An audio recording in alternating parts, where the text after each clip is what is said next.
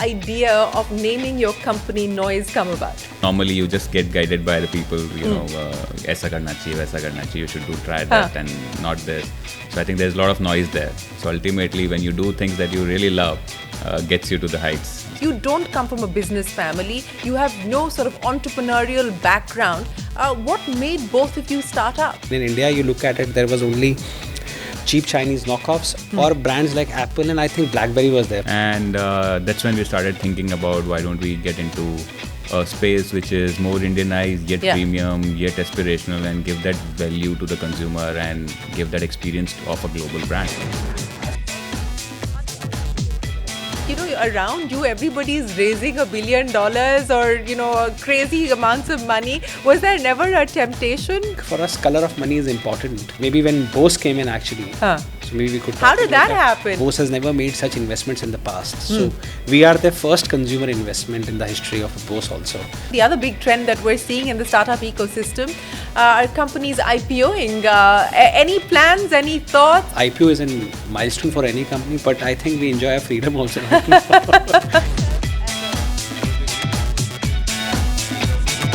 You intend going down the phone route? No, I don't think. We're happy with this space. So that's a Lakshman Rekha. There's no to anything and not easy yes to everything. What was that like for you? I mean, getting a Virat Kohli, for instance, on board. Who's the right fit for the brand? Who is that noise maker who makes the noise in his own field, who is fitness freak, who can, influence the customer? He was Bhaiya and you were the young boy who was following him around. When I was getting married, he was dating, for an example. When I was having kids, he was thinking of getting married. Do you miss aviation at all? Not miss that much, but I try and keep my license renewed. So you've been managing to log in the hours. Fortunately, this business allows me to spend that money extra on keeping my license renewed. Maybe he has in his back of mind that he might need to go back there. Go back at some point, that's a backup plan.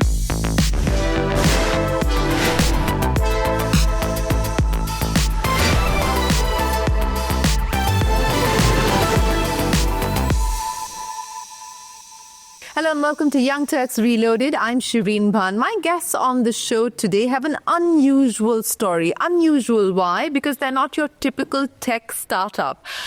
It's a company that was started 10 years ago by two cousins who decided to get into the consumer tech business. So that's the fun, first unusual aspect of it. Two, they decided to bootstrap it and not get on any venture funding. That's the second unusual aspect about it.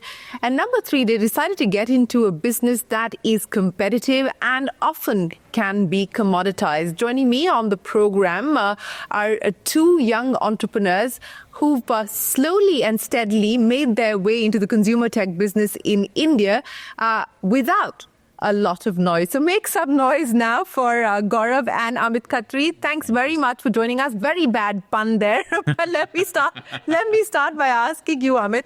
Let's start with noise itself, the name. How did this idea of naming your company Noise come about? So first of all, thank you for having us here and a great introduction. Like we were talking, Noise, when we started, so we were just thinking around what name to be done. We were browsing through all dictionaries and all, but we realized that name has to be young, first of all. You need to be able to pronounce it smartly. And like he was saying that all youngsters are bombarded with ideas like ye kar lo, wo kar lo, and at least 10-20 years. Ye kya kar rahe ho? Not ye kar rahe ho, ye kya kar rahe ho? Or yehi karo. So we realized that Noise is a good name and that resonated well with everyone around, and it's like listen to the noise within.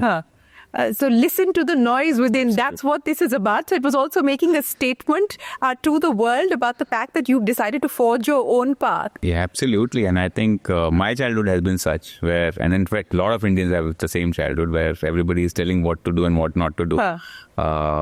And he's 9 years older than you, so he also has a right to tell you what to do or what not to do. He has all his hands to shape my career and where am I today. So a lot of right things that I've been guided by him, but otherwise normally you just get guided by the people, aisa karna chahiye, waisa karna chahiye, you should try that and not this.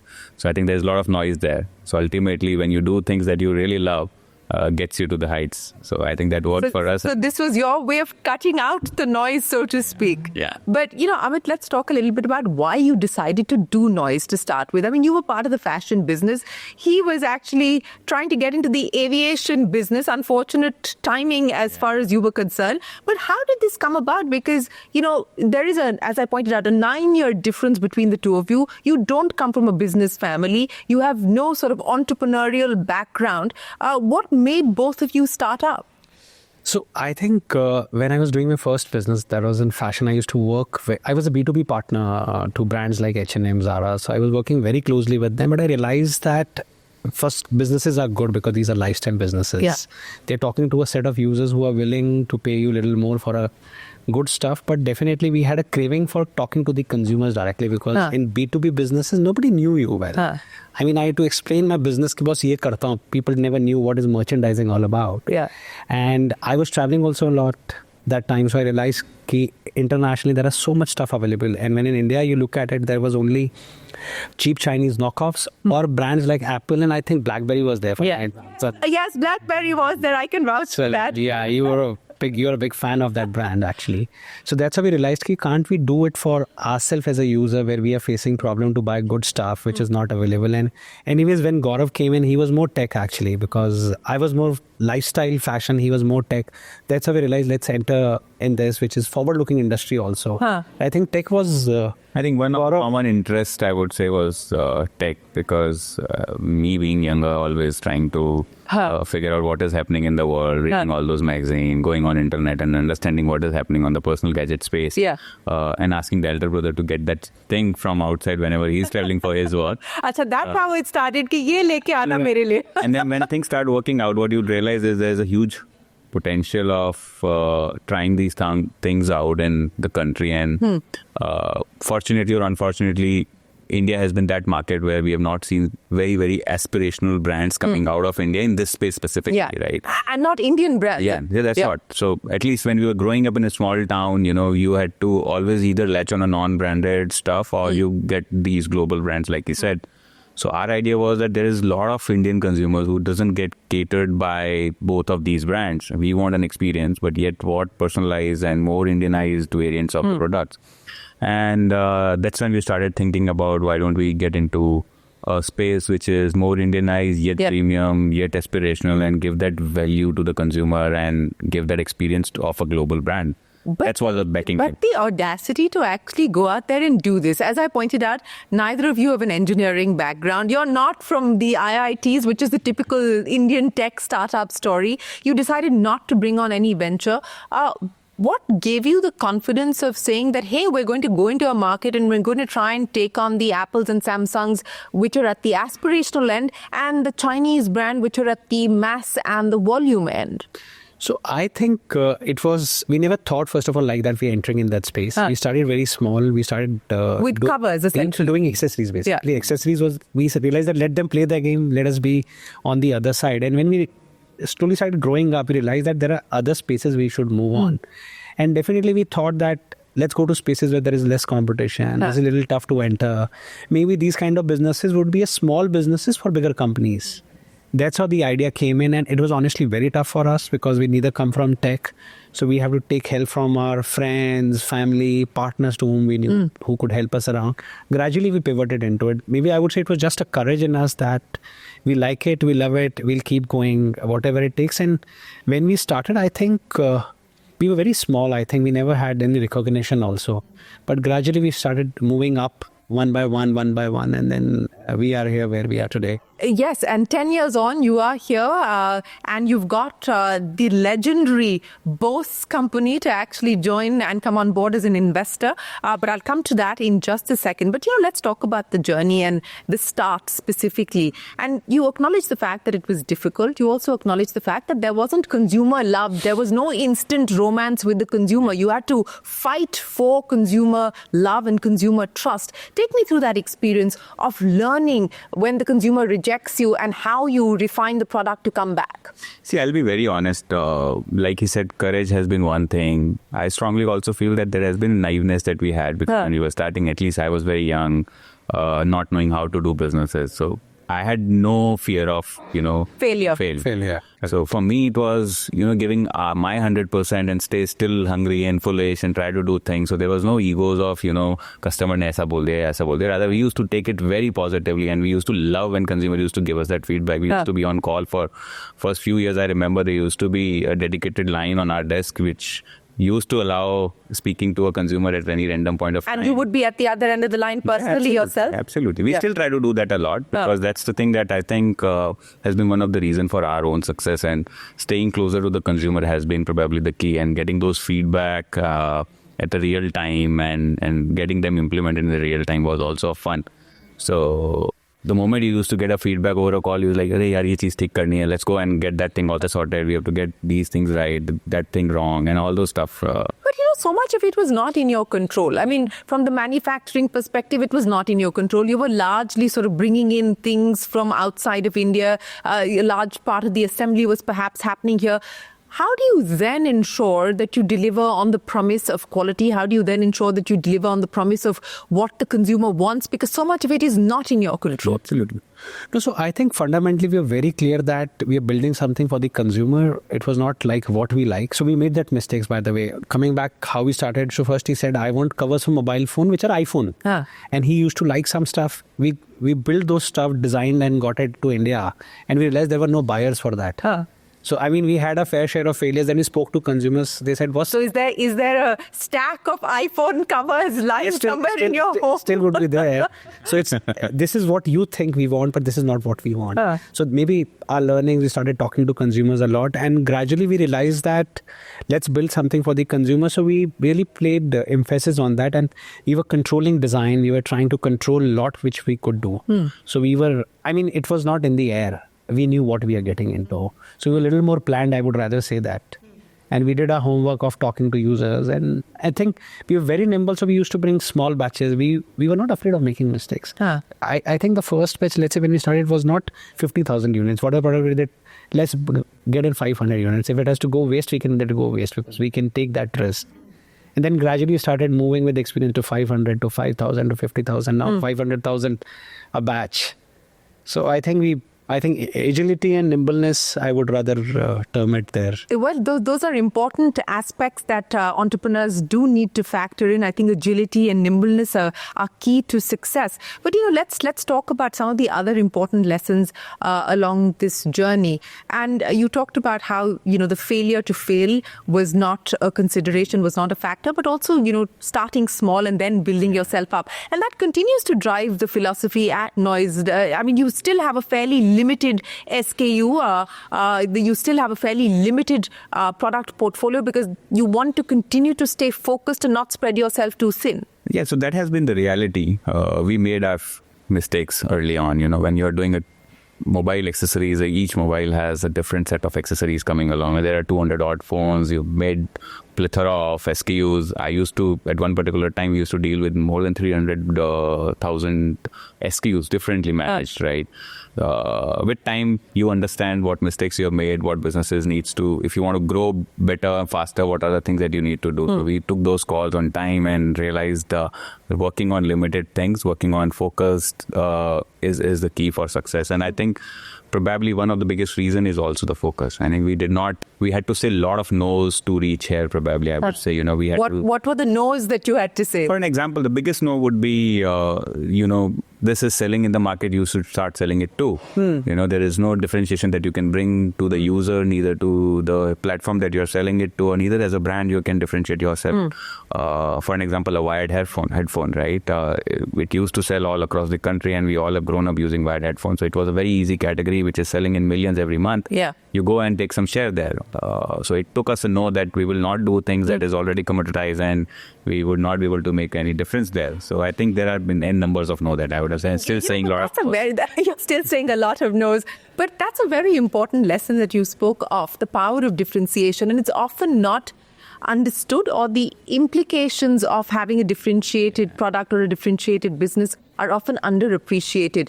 What made you focus on the fact that you wanted to have a differentiated product, you wanted to ensure that you were different, not better, that you were different. Better is, it's a claim that you can make, but different needs to be a point of fact. What made you focus on that? So I'll come back to this, something adding on what Gaurav said. So, when we were doing accessories, there was a brand called Otterbox. I'm not sure how many of you would know. So they were a $1 billion revenue company based out of US, just doing mobile accessories. We said, why can't we build an Otterbox in India? We forgot that US as a market is just iPhone. And iPhone is a shelf life of 3-4 years. India as a market has got 100 plus more models. 200 plus models. Right. And the shelf life is 4 months. We made our share of mistakes there. We said कि ठीक है हम भी वैसे ही करते हैं. We'll build models, and 200 models, 10 accessories is like 2,000 added SKUs. So we realized that let's focus on less things, not where Less is more. So we believe that less is more in people, less is more in product, less is more in capital. So we believe in that philosophy. Coming back on differentiation, so okay, Gaurav and me were very clear that we don't have capital, and whenever we used to go to talk to, let's say, our partners, let's say Flipkart, they used to talk to us, who are you, yaar, in this game? We would, big brands will kill you out, and we realized, we don't have capital. We can't fight with big boys around. Let's say Sony's of the universe also, you can't fight. When somebody came in to a wired earphone, it sells a lot. I said, why would somebody buy a wired earphone from me? Till the time I don't undercut prices. Undercutting prices means cutting down on cost. And you're not able to add any value.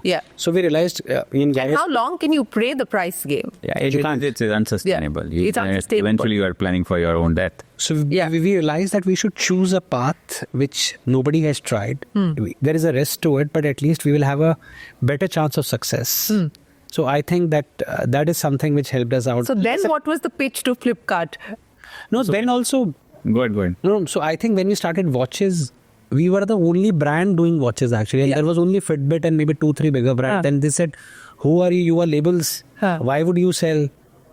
Anyways, we both were passionate about watches. We said, let us do it because we need for ourselves. We had smaller targets. We never were too ambitious, and it's okay. But gradually we started picking up from, maybe we were number 10, then we went to number 9.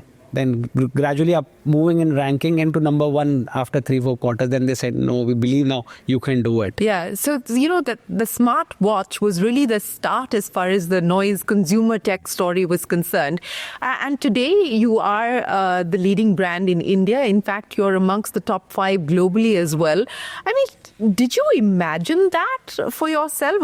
You said you were not even ambitious. So when it started to happen, what was the feeling at that point in time? See, honestly, when you start, you don't keep such goals. And like you said, we did not raise. So we were not doing it for anybody else. We just wanted to do right things for our own self. So doing it sustainably, creating a brand which is long lasting rather than creating a brand which is doing 500 things and not doing anything right.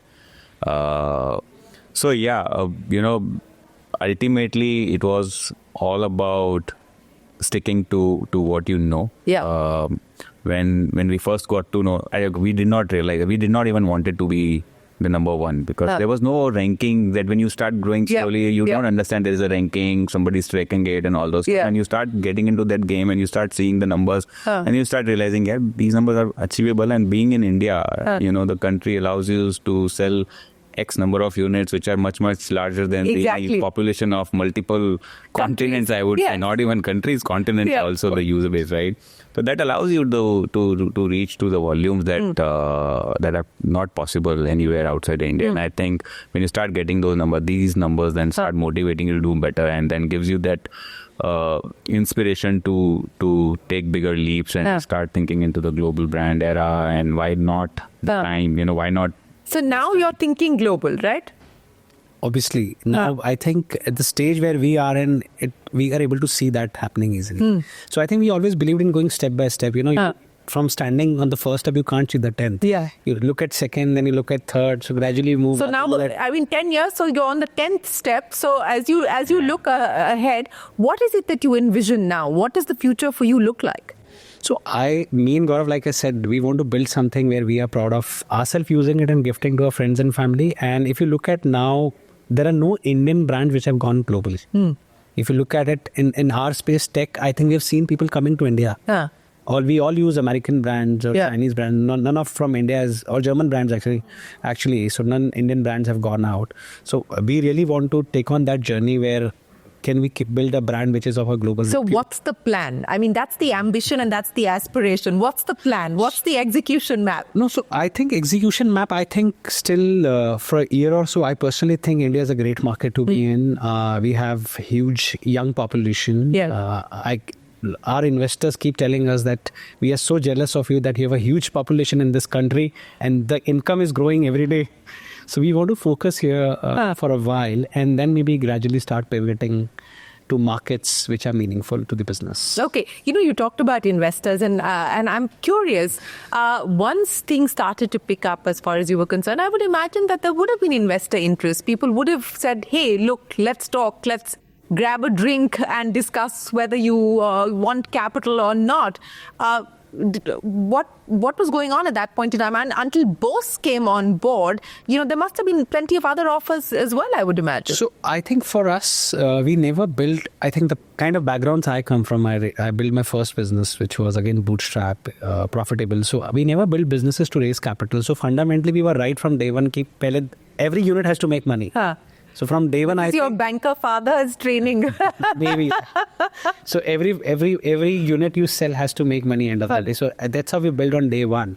So we never felt the need for capital. And honestly, for us, capital was always... You may never have felt the need for capital, but, around you, everybody is raising $1 billion or, crazy amounts of money. Was there never a temptation to... So I've seen these phases, when people used to come for interviews, let's say a graduate just out of college and used to ask us, Kier, how much capital do you have in the bank so that I can join you? They were asking you this question. Yeah, I said, man, what are you talking about? I mean, just out a graduate, a basic graduate, how can you talk this? So but that was the air. Now people have started suddenly for last 2 years talking about profitably. And now... Unit economics. Now all of a sudden we have come up, unit economics are very good. So coming back, I think for us, color of money is important. I mean, the kind of capital you raise in, and besides capital, what value add anybody can do. So maybe when Bose came in actually, so maybe we could... How did that happen? I mean, did they reach out to you? Did you reach out to them? How did that happen? So again, like I said, we never thought that what could happen with Bose, because such things has never happened and Bose has never made such investments in the past. So we are the first consumer investment in the history of a Bose also. So I think why us before why investment? So I think India as a country, I think nobody could keep their eyes off. And sitting in US, they can't ignore India. And But you want to play India by investing in noise? I mean, that's quite something. No, I think they realize that India is a tough market. Not everybody can do, and maybe they would have tried doing it at their own. And you need a local expertise also. LA is a market, different states we talked about, subcontinent. So they realized that they're a good partner. They approached to us, by the way. They were looking out, and they realized that they've been executing for last 10 years. Being bootstrapped, which I spoke to them later on, why did they invest in us? So there were a lot of synergy happening there. And when we got this opportunity, we said, for any brand, nothing better can happen. Yeah, I mean, they're synonymous with their category. I mean, it is... Besides, look at the reputation they have. Yeah. I mean, when you look at... Legendary, you know them, that they are tech for audio. They are best known from experience. So we realized that can this bring an audio experience to the user in India, which is at an unparalleled cost. So I think that went more exciting for us. Well, in many ways, it probably has given you the currency that you were looking for. I mean, of course, sales and profitability, all of that matters. But for a legendary brand like Bose to want to play the India market by investing in your company, I mean, that's a statement. So when you have someone like Bose as your partner, your recognition, your stature in the ecosystem directly goes up. Right? Your believability as a brand, when you go and speak to someone, let's say, if I want to launch my brand in Germany, if I just go as a noise and then I go noise expose, there is a immediate attention and there is immediate acceptance that start coming in. And I think when you asked about what would be their execution plan and how do you think about going global and stuff, though the focus would always remain India, because this territory still has not been served at the potential that is. But, the partnership that is there, that should allow us a lot of executional muscle and help in terms of expanding and probably giving that experience that we all are wanting about, giving the tech that we all think that should go out of the global. So I think that should be our strategy. But beyond that, I think what Bose has also seen, which Amit has not been able to mention, is the tech piece that we are very, very closely working on. There has been a lot of innovation piece that we have started building in-house. There is a lot of R&D that we have started doing in-house. Probably only brand in the country at this point of time who's investing that much of time and energy and resources to build tech closely in-house rather than borrowing. And that goes back to the differentiation philosophy that's driving it. And that's the synergy, right? That they believe that it is not a random brand that is just picking up stuff from everywhere, but it's just a brand which is trying to create that difference that we were speaking about, and there cannot be any other partnership. Plus, when you have a great young brand around you, it also keeps you alive and gives you the consumer check, right? The consumer attention very, very connect fast. with Gen Z. Yeah, absolutely. Yeah, I would imagine. But you talked about synergies as well as R&D, and that is the big focus. And you've set up this lab, and I want to talk to both of you about that, because in an era where product life cycles are shrinking and technology is changing every day, I mean, does it give you anxiety? To think about, आज ये launch हुआ है, कल already पुराना हो जाएगा? I think maybe better we accept it because it's like running on a treadmill, and treadmill is getting faster. And if we don't run, then we'll be out of it. So I think we have adapted to it. There are enough of examples where people have gone out of businesses. But I think we enjoy this journey also because the way tech is now making our life easier, and they're becoming so much integral part of our day. Look at devices we wear it. Most of you're wearing only two. That's enough. Three.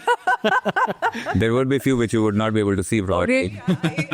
I'm just kidding. Some other kind of devices also. So I think the way tech is shaping up our lives, I think it's interesting, and it's getting more and more meaningful to our body. And I personally think, when you look at our devices, what we do, like rings for an example, or watches, let's be specific to watches.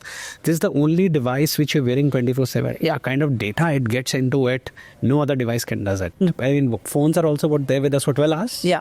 Not more than that. Thank God. But it is also, just adding to it now, it is also a blessing in disguise that, the tech is changing every hour that we speak, right? And it allows only brands which are near to the tech and creating by themselves to adopt it faster than people who are borrowing it. So at least that is good. So at least it keeps a lot of unwanted competition out, and people who are out, the brands who have not been able to relate to or just trading in a simple language, right? At least for them it's just a life cycle game. It's a shelf life of that category, and then you just move on. Fortunately, when you're working very, very closely to the technology and overall ecosystem of tech, it allows you to keep you on toes, and you're just innovating, and that becomes your passion. So what is a day like in the lab, today? I mean, how many people do you have working there? How many pilots or experiments are on? How long does it take you to go from ideation to execution? So I think we have close to around 50 odd people working in engineering design team, and I think we have multiple projects going on, and what you see are out of few which gets a day in life. And honestly, we have some moonshots also which we keep doing, and it takes a little longer. So I think but a good product takes 8 to 12 months to 8 to 12 months from idea to execution. Idea to execution, we have to be that fast onto it. So it takes that time. And what is are you looking, how many launches do you look at in a year?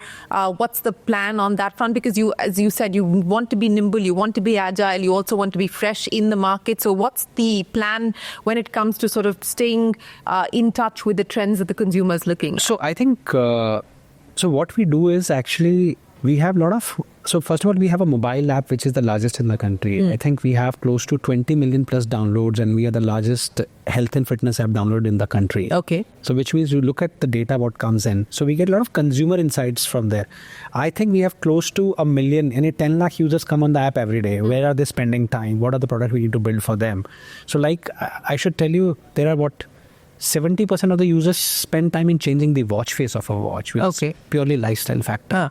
And we were looking at facts that there is people change watch faces twice in a once in 2 days. Once in 2 days? Once in 2 days, really? Wow. 2 to 4 times in a week. And out of active users, only 1% user are there who log a workout every day.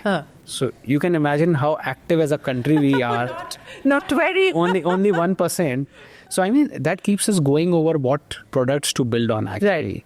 And also what happens when you are a leader in the space, you get honestly a lot of support from all the partners. Like there are chipset companies who work with us very closely to bring first set of chipsets. There are sensor companies who work very closely with us and bigger brands to come up first. So I think that gives a tech advantage also for us. Yeah.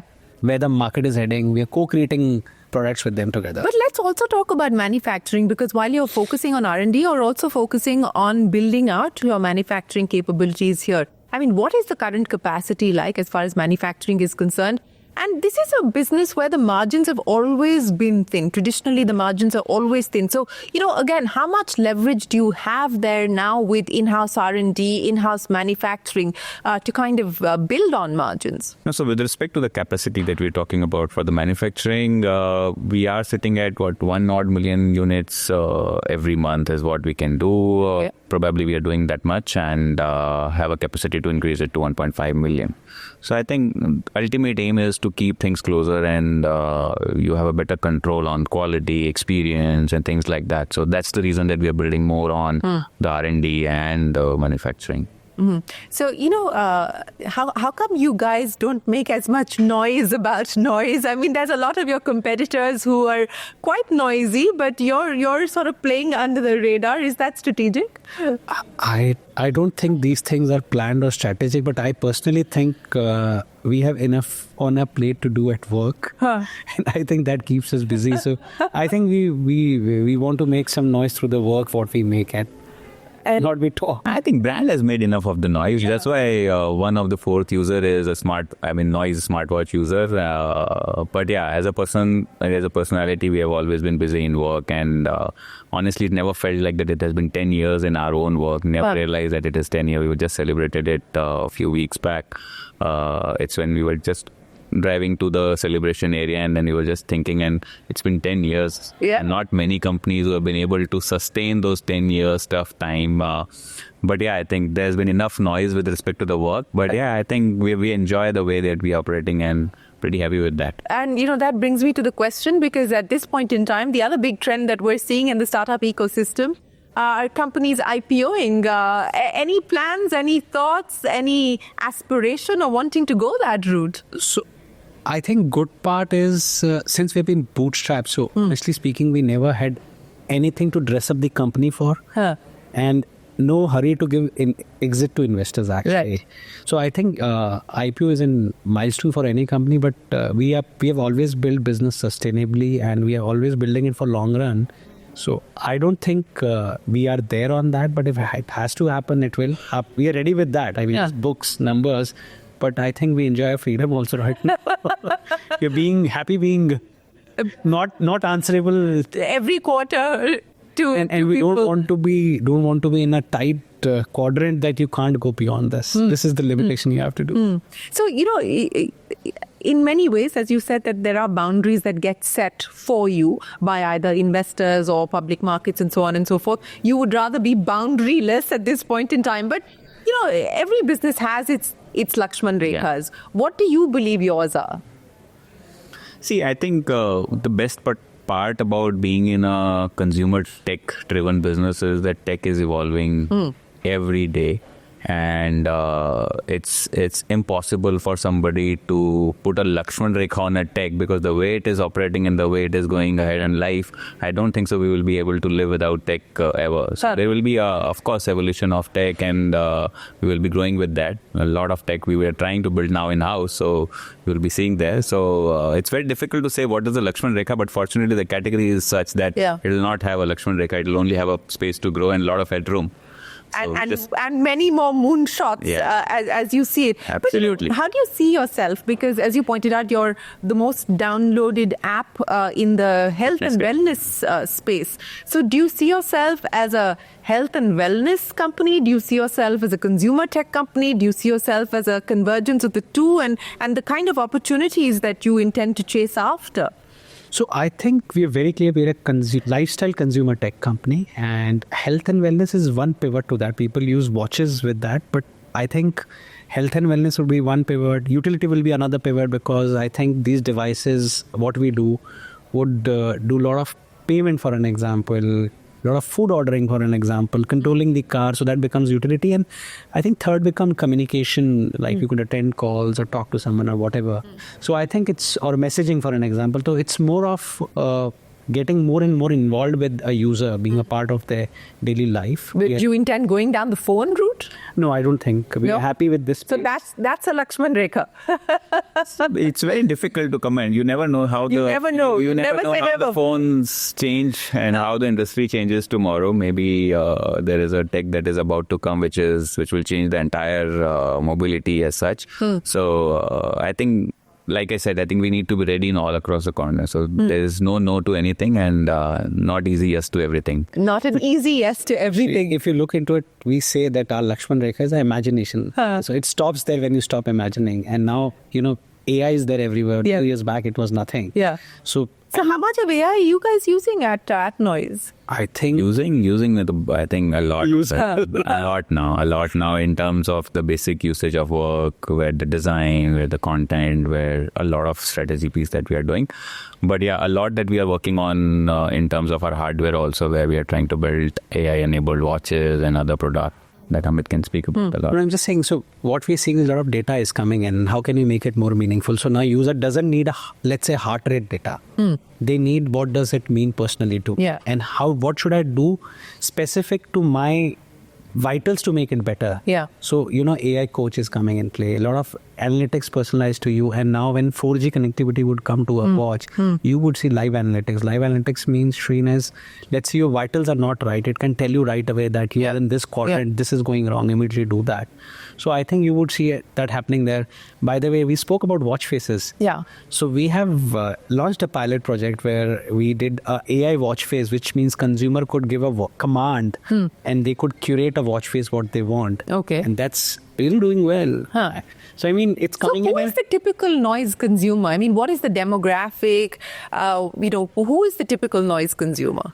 So I think most of it would be the young Indian consumers. A typical average age of a Noise consumer would be 25. So let's say 18 to 25 would be 50 odd percent, and then there will be 25 to 35, which would be another 40%. 40%, and then the balance would be 10% of it.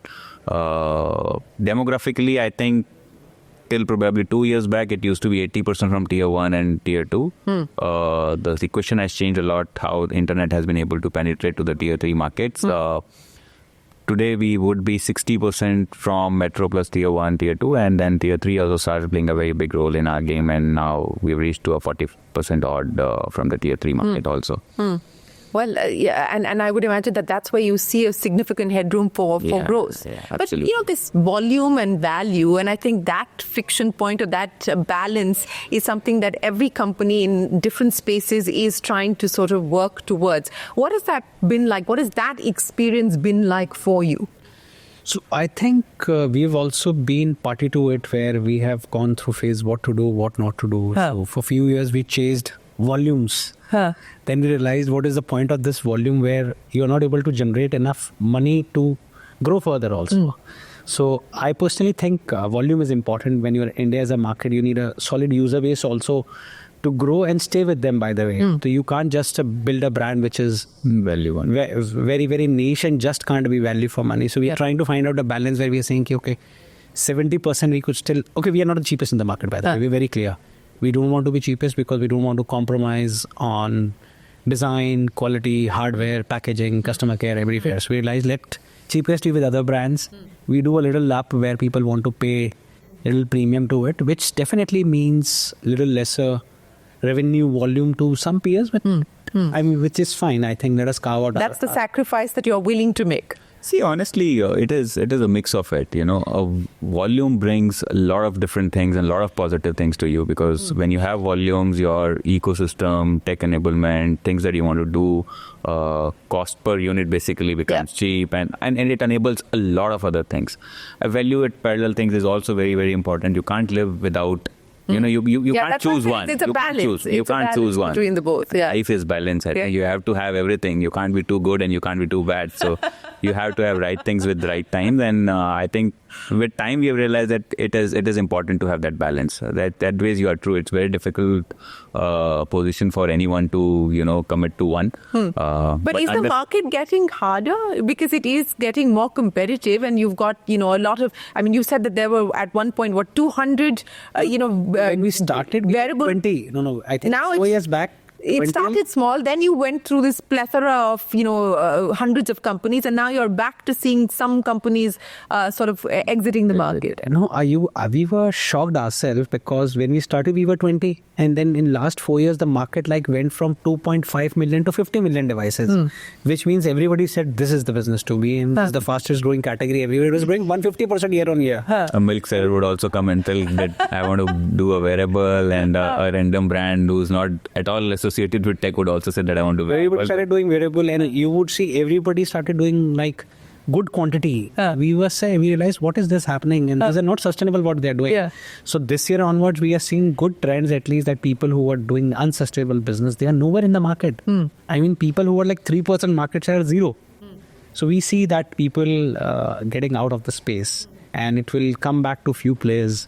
And I think this industry would also have 3 players leading 60-70% of the market. Which is typically the rule of 3. You believe that will play out here as well. And in this year, fortunately, has been good also for us because a lot of people are moving out, bigger players are moving out. But we have sustained better profitability, and our volumes are still stable. So what is the target now in terms of numbers, in terms of financials? Where do you see yourself over the next few years? Is there a plan that you're working towards? What size do you want to be in terms of revenue? What kind of profitability are you hoping for? So I think me and Gaurav are fundamentally very clear that keep size aside, for example, can we build sustainable businesses where you keep building on top of that instead of working on something today and not working on that tomorrow? So we want to get into tough categories, in other words, which are not commoditized, which have tough entry barriers. Okay. That is where we are clear. And I think we're looking at as a company that can be grow 20-25% year on year. That is also a healthy room. I mean, let's not envisage or put ourselves onto a trouble where we're saying double yourself every year because you have to sacrifice a lot of things. Yeah. So what are these tough categories outside of the categories that you're already in? I can see the rings that both of you are wearing, and of course the watches, and you've got the earpods and so on and so forth. What are these new tough categories that you believe you could potentially get into? So I think going deeper in the category we would really prefer. So as an org, we are working towards going devices. Okay, I'll tell you, let's look at the market. I think since the market, we are at a 15% penetration to the category where we are in over a 60 crore mobile phones. We have 10 crores odd devices. Until last year, it was all 80% were first time users. I want to buy a watch. I don't know what it does. Let me buy a watch. This year now, what has happened that and internationally market is 25% penetration. So India has to go to 25-30% because we are young population, 27 saal. So market has to hit 30, which means has to go double.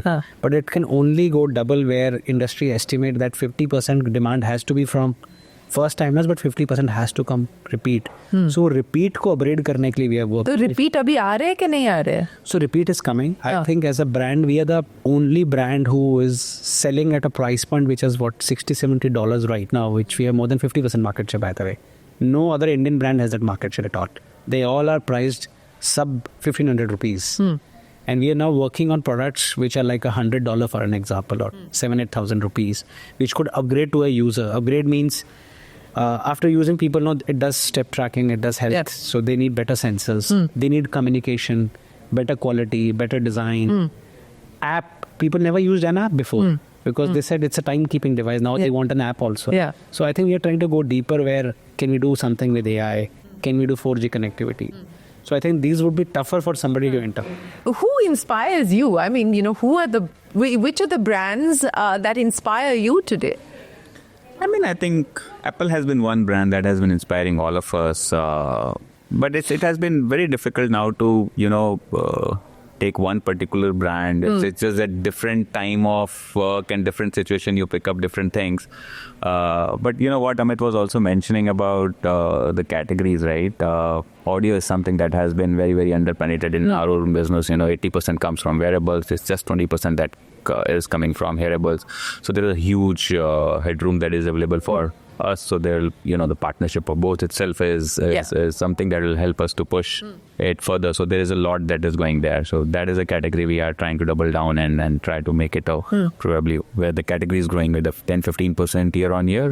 We are expecting to grow ourselves by more than 30-40-50% in that. So these two levers that we know are there in terms of the category, and then of course expanding into different channels. Offline has been one which is underpenetrated. There's a huge headroom. The GT market is really, really big in the country. That is untapped. So there also.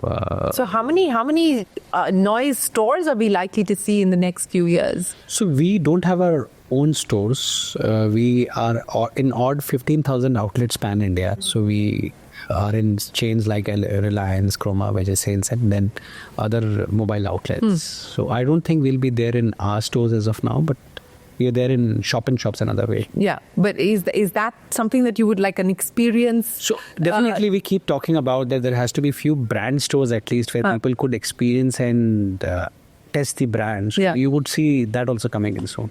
Okay. At least a pilot on that side, it will see. A pilot.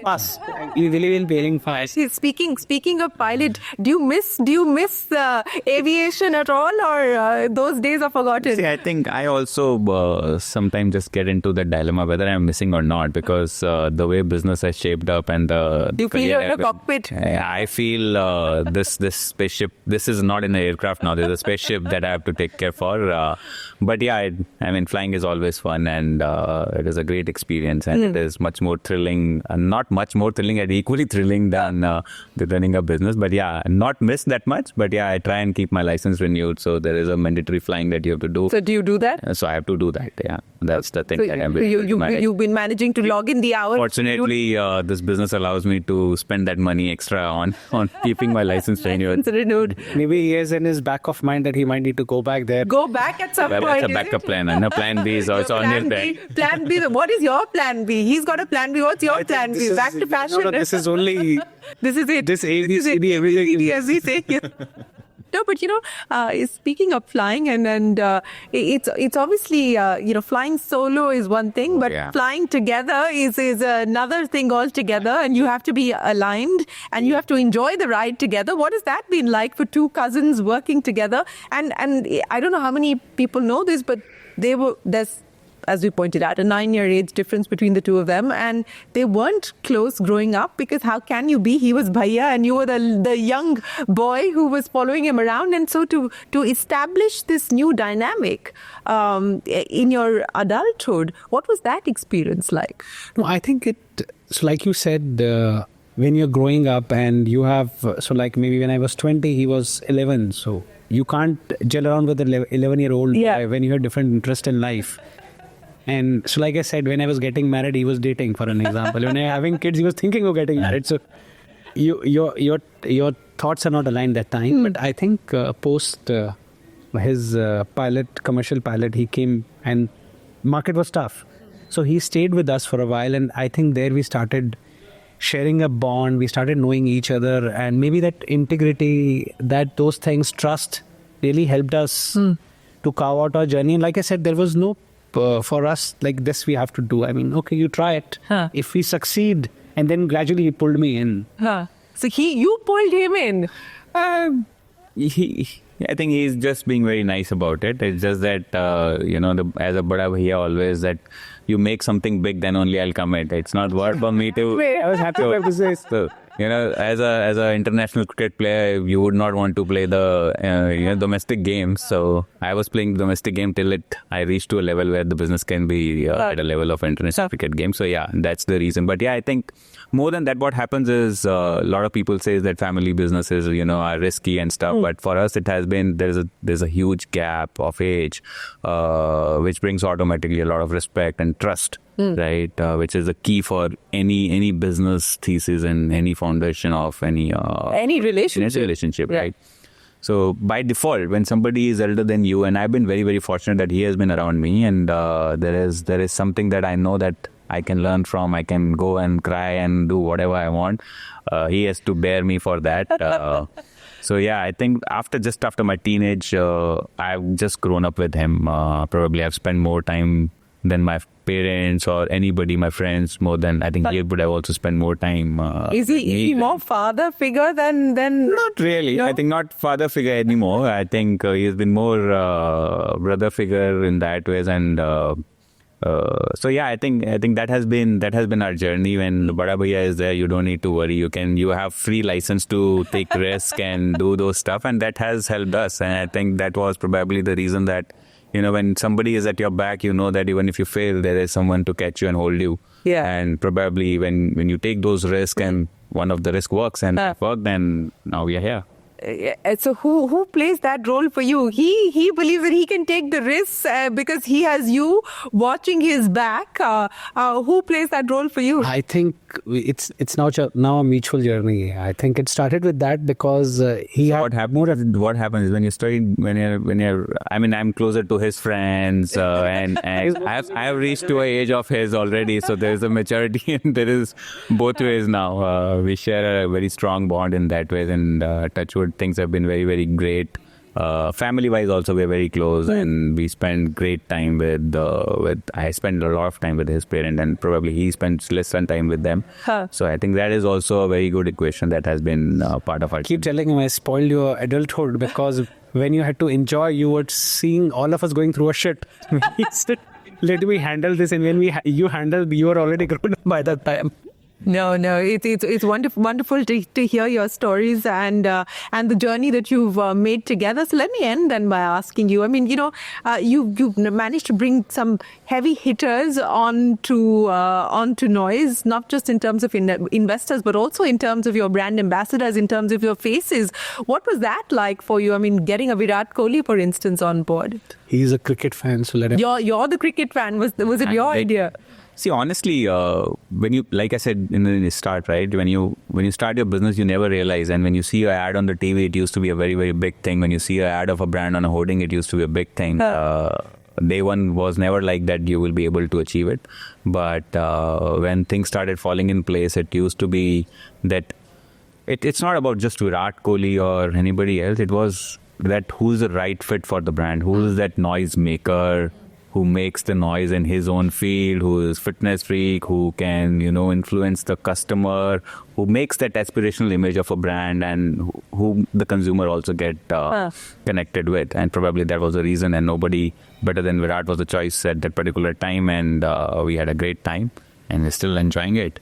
Well, of the two of you, who's the bigger noise maker? I think he would be the bigger noise maker. I think वो छोटे बच्चे होते हैं ना. They make more noise. You're there for adult supervision, is it? That's the role that you're playing. Well, we wish you the very best of luck, and we hope that you continue to enjoy the journey together. And we look forward to hearing much more about what Noise is up to and the kind of noise that you continue to make in the marketplace. Thank you very much for joining us here on Young Turks Reloaded. With that, it is time for us to wrap up this episode of Young Turks Reloaded. From all of us here on the team, for now, goodbye and many thanks for watching.